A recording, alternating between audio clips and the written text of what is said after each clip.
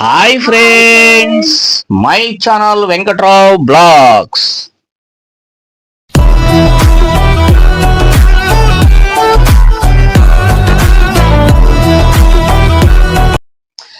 Friends, ఇప్పటి వరకు మనం చాలా వరకు ప్లాస్టిక్ అండ్ ఫ్యాన్సీ విషయాల్లో ఒక తోపుడు పని మీదే చేస్తూ మనం ముందుకెళ్తున్నాం.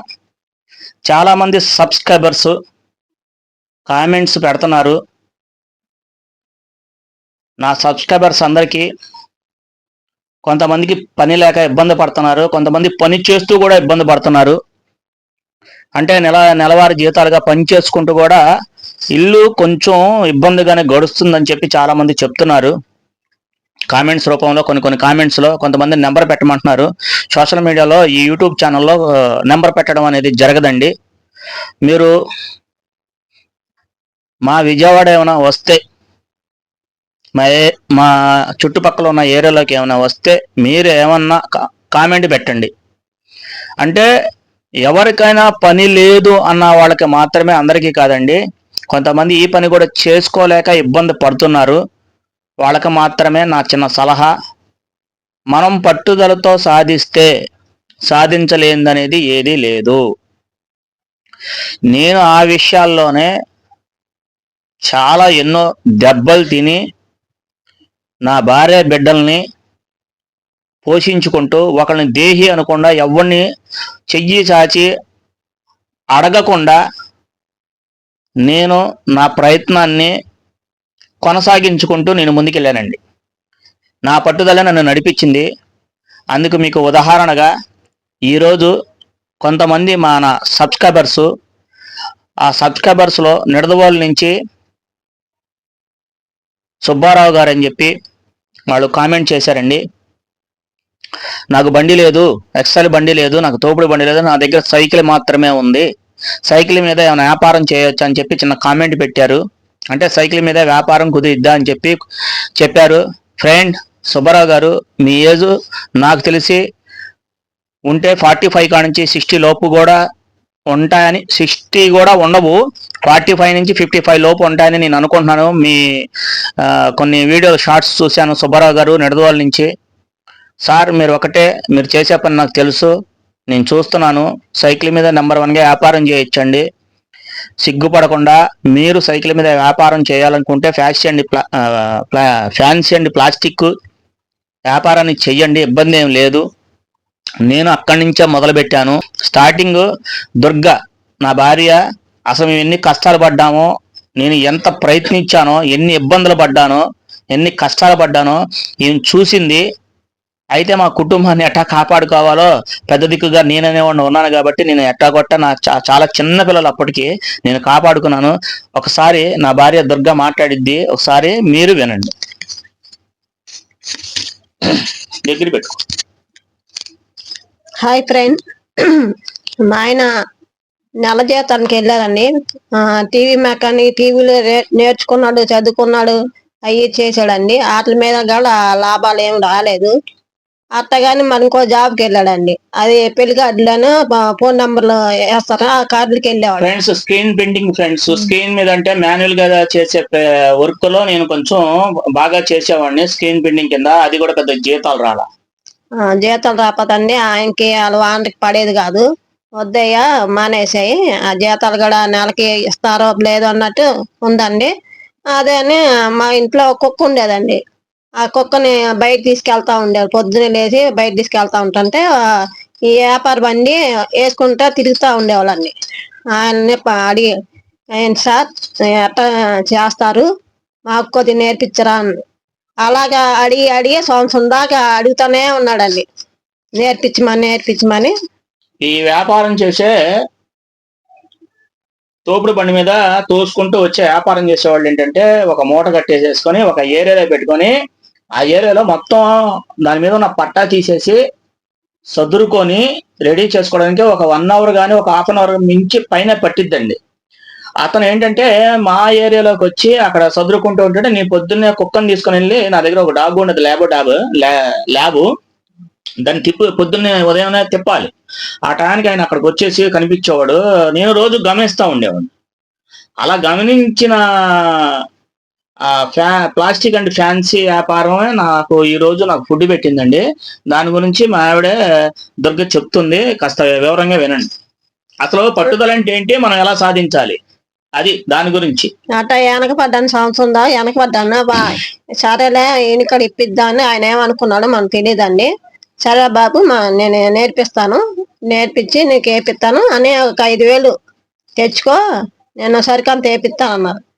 సరే 5,000 అన్న అప్పు చేసాం. 5,000 అప్పు చేసి 5,000 అక్కడ 10,000 తీసుకున్నాం. 10,000 10,000 తీసుకున్నాం. సారీ అండి, 5,000 చెప్తున్నా. 5,000కి ఏమీ రావు. 10,000 రూపాయలు నేను ఒక మంగళవారం చీటీ ఆయన దగ్గర నేను తీసుకున్నాను. 10,000 రూపాయలు. దుర్గకు గుర్తులేదు, తీసుకున్నది నేను కాబట్టి నాకు గుర్తుంది.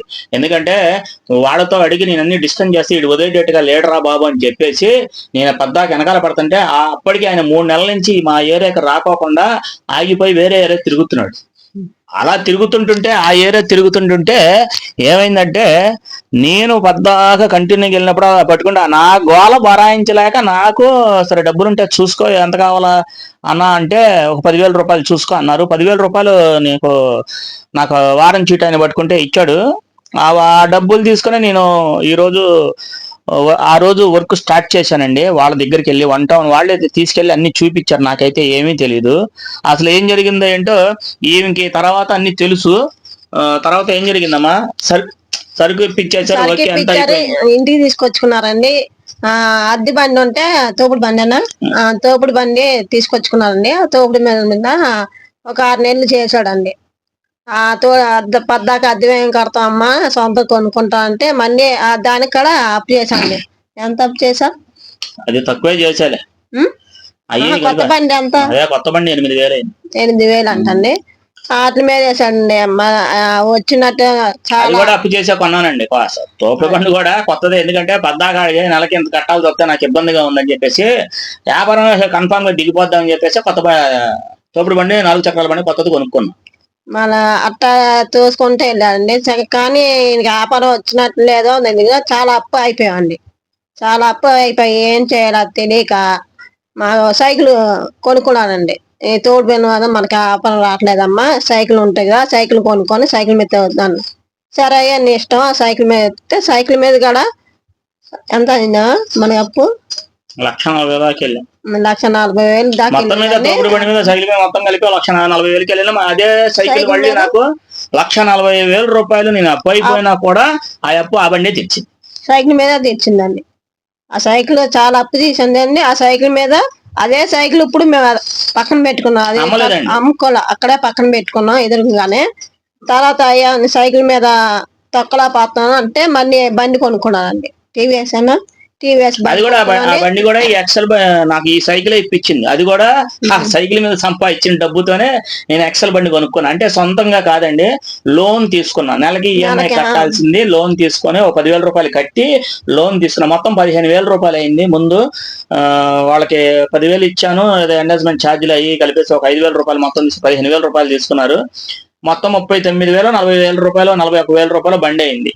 అప్పుడు కొత్త బండి కొంచెం 6 నెలలు 7 నెలలు వాడిన బండి నేను తీసుకున్నా. Excel, TVS Excel heavy duty బండి 2Tది. అప్పుడు అదే బండి మీద అండి మా ఇంట్లో వస్తువులు అన్ని కొనుక్కున్నాం. ఏసీ కొనుక్కున్నాం, ఫ్రిడ్జ్ కొనుక్కున్నాం, టీవీలో చిన్న టీవీ అండి ఫస్ట్ లో మాది. డబ్బా టీవీలు ఉన్నాయి, డబ్బా టీవీలు ఇప్పుడు తీసుకున్నాము. కలర్ టీవీ, ఫ్రిడ్జ్, ఏసీ అన్ని ఒక్కొక్కటి కొనుక్కుంటూ వచ్చాడండి. అలాగా ఆయన కష్టం మీద ఇంతవరకు మా పిల్లల్ని మా అమ్మను బాగా చూసుకున్నాడండి. ఇప్పుడు కూడా అప్పుడుగా తగ్గిపోయింది, చాలా తగ్గినాయి. ఎంతో కొంత ఇప్పుడు 20-30 ఉంటుంది. ఇంతవరకు ఏమి లేవండి. ఇప్పుడు మాకు ఇంకా బాగా ఉంది. ఇంకేం చెప్పవా వాళ్ళకి? ప్రస్తుతానికి ఇప్పుడైతే మాకు ఎటువంటి ఇబ్బంది లేదండి. ఒక మనిషికి కావాల్సినవన్నీ ఉన్నాయి. అయితే ఏంటంటే మనకు కావాల్సింది ఏంటంటే ఇది కూడా సంపాదించలేకుండా ఇంటికాడ ఖాళీగా కూర్చొని చాలా మంది ఏం పని చేయాలో తెలియక ఎంతో మంది ఇబ్బంది పడుతున్నారు. మరి నేనేంటంటే ఇది మాస్ వ్యాపారం, క్లాస్ వ్యాపారం ఏం కాదు. మాస్ కిందే లెక్క వస్తుంది, మాస్ వ్యాపారమే. అర్థం చేసుకోండి. మీరు ఎవరైనా సరే డబ్బులు ఉన్నాయంటే ఈ రోజు 20-30 వేల రూపాయలు డబ్బులు లేని వాళ్ళు, 50,000 డబ్బులు లేని వాళ్ళు ఎవరు లేరండి. ఉంటారు, లేరో కానీ కాదు, ఉంటారు. లేరనేది ఏం లేదు. ఆ 50,000 లేవు అనే మాట ఎవరి దగ్గర లేవు. ఉంటే ఏదో రకంగా దొరికితే అప్పు చేసుకొని ఎక్కడో చోట తెచ్చుకోవచ్చు, చేయొచ్చు. మీరు వ్యాపారం ఏదన్నా చెయ్యాలి అనుకుంటే ఒక్కటే మీకు పట్టుదల ఉండాలి. నేను చెయ్యగలను, నా కుటుంబాన్ని కాపాడుకుంటాను. సుబ్బారావు గారు, మీకు నడువాల నుంచి మళ్ళీ చెప్తాను సార్, ఒకసారి నా మాట వినండి. మీరు చేసే పని నాకు తెలుసు. నేను ఇక్కడ ఈ వీడియోలో నేను చెప్పను. మీరు చేసే పని, మీ వీడియోలన్నీ నేను చూశాను. మీరు షార్ట్స్ అన్ని నేను చూసే వీడియోలు కూడా చూస్తాను. మీరు చాలా ఇబ్బంది పడుతున్నారు, చాలా బాధపడుతున్నారు, అవన్నీ నాకు తెలుసు. మీ కుటుంబాన్ని మీరు హ్యాపీగా నెట్టుకు రావాలంటే ఒక్కటే, మీ దగ్గర సైకిల్ ఉంది, సైకిల్ మీద వ్యాపారం బ్రహ్మాండంగా చేసుకోవచ్చు, ఇబ్బంది ఏం లేదు. మీరు విజయవాడ నుంచి నడువాల నుంచి విజయవాడ కావాలంటే ట్రైన్స్ ఉన్నాయి. వారానికి ఒకసారి వచ్చి ప్లాస్టిక్ అండ్ ఫ్యాన్సీ మొత్తం కలిపి మీరు ఒక ఇంత వారానికి సంబంధించిన సరుకు మీరు ఒకేసారి కొనుగోలు చేసుకొని వెళ్ళొచ్చు. మీరు చేయాలని మీ దగ్గర పట్టుదల ఉంటే సైకిల్ మీద స్టార్ట్ చేస్తానంటే మినిమం 10,000 రూపాయలు పెట్టుబడి పెట్టి స్టార్ట్ చేయండి. లైఫ్ వేరుగా ఉంటుంది. సొంతంగా వ్యాపారం చేసే లైఫ్ వేరుగా ఉంటుంది. ఒకళ్ళ దగ్గర కూలీగా పనిచేసే లైఫ్ వేరుగా ఉంటుంది. సొంతంగా అంటే రోజు ప్రాఫిట్ కనిపిస్తుంది, రోజు డబ్బులు కనిపిస్తాయి, మనకి ఇబ్బంది ఉండదు, ఎటువంటి ఇబ్బంది ఉండదు, తిండికి అసలు ఇబ్బంది ఉండదు, ఒకళ్ళ దగ్గర చేసి డబ్బులు అడుక్కోవాల్సిన అవసరం లేదు. మనం మాత్రం రోజు పని చేసుకోవాలి కష్టపడి. సైకిల్ మీద చెయ్యాలి అనుకుంటే ఒకటే చెప్తున్నాను, బాగా వినండి. వెనకాల చక్రం మాత్రం రిక్షా టైర్తో ఉండాలి. అంటే హెవీ ఉండాలి, అంటే బరువు వేస్తాం కాబట్టి, వెనక స్టాండ్ కాబట్టి హెవీ బరువు వేస్తాం కాబట్టి హెవీ స్టాండ్ ఉంటుంది. ఏది కాలికి తన్నే కింద స్టాండ్ ఉంటుంది, క్యారేజీ పైన క్యారేజీ కూడా హెవీ స్టాండ్ ఉంటుంది. అవి మాత్రం హెవీగా చూసుకోండి. మీరు సైకిల్ మీద ఎవరైనా వ్యాపారం చేయాలనుకుంటే అలా చెయ్యండి. ఫ్రంట్ మామూలు చక్రమే ఉంటుంది, పర్వాలా. 2 సంచులు ఉండాలి. సంచులు 2 హ్యాండిల్కి తగిలిచ్చేసుకోవాలి. అందులో కొంత సరుకు ఉంటుంది. వెనక చెక్క పెట్టి లాంటిది కానీ ఏదన్నా ట్రే లాంటిది కానీ పెట్టుకొని మీరు అందులో సరుకు పెట్టుకొని వ్యాపారం చెయ్యండి. సైకిల్ మీద ఎవరైనా చెయ్యాలనుకుంటే ఆ విధంగా చెయ్యండి. టీవీఎస్ ఎక్సెల్ గురించి నేను తర్వాత వివరంగా చెప్తానన్నాను. కొంచెం దానికి ఏంటంటే కొంచెం ఖర్చు ఎక్కువ, కానీ హ్యాపీగా సులువుగా సాగేది మాత్రం కూడా టీవీఎస్ ఎక్సెల్లే. సైకిల్ మీద సాగిద్ది, కానీ మీరు ఎక్కాలి, తొక్కాలి. మీకు ఒక 5 కిలోమీటర్ల దూరం ఉందనుకో, అక్కడ నుంచి మీరు తొక్కుకోవాలి, రావాలి, కట్టుకోవాలి, ఇవన్నీ చాలా ఉంటాయి, రిస్క్ ఉంటుంది. అందుకని ఎక్సెల్ ఏంటంటే అందులో ఒక 60 రూపాయలు 100 రూపాయలు పెట్రోల్ పోసాం, ఆ పెట్రోల్ కూడా అదే సంపాదిస్తుంది. మనం ఏం పక్కన నుంచి మన జోబులో నుంచి ఏం తీసేయాల్సిన అవసరం లేదు మనకేమి. ఏంటంటే కొంతమందికి ఏంటంటే వ్యాపారం చేయాలంటే భయం వేస్తుంది, కొంతమందికి వ్యాపారం చేయాలంటే భయం వేస్తుంది. మీరు భయపడితే మేమేం చేయలేము. భయపడొద్దు. వ్యాపారం చేయాలంటే భయపడాల్సిన అవసరమే లేదు. వ్యాపారంలో దిగండి, రోజు ప్రాఫిట్ కనిపిస్తుంది, మీ ఇల్లు హ్యాపీగా ఉంటుంది. చిన్న చిన్న అప్పులు నిదానంగా ఒక్కొక్కటి ఒక ప్లాన్ ప్రకారంగా మీరు వండి తీర్చుకోగలిగితే తీరతాయి. వచ్చిన డబ్బులు ఆగం చేసుకుంటే దానికి ఎవరేం చేయలేరు. ఆ దేవుడు, ఆ భగవంతుడు కూడా ఏం చేయలేడు. మనం ఒక పద్ధతిగా ఉండి హ్యాపీగా కూర్చొని ఆ వ్యాపారాన్ని చక్కగా చూసుకొని ఆ ప్లాస్టిక్ అండ్ ఫ్యాన్సీని మీరు చక్కగా చేసుకోండి. మీ ఇంట్లో డబ్బులు రాకపోతే నన్ను అడగండి. ఒకళ్ళ దగ్గరికి వెళ్ళి 15,000 కూలికో 20,000 కూలికో చేస్తారు. 20,000 కూడా ఎవరు ఇవ్వట్లే. ఈ రోజు బాగా చదువుకున్న వాళ్ళు ఏమైనా సంపాదిస్తారు, కానీ మామూలు వాళ్ళు 15,000.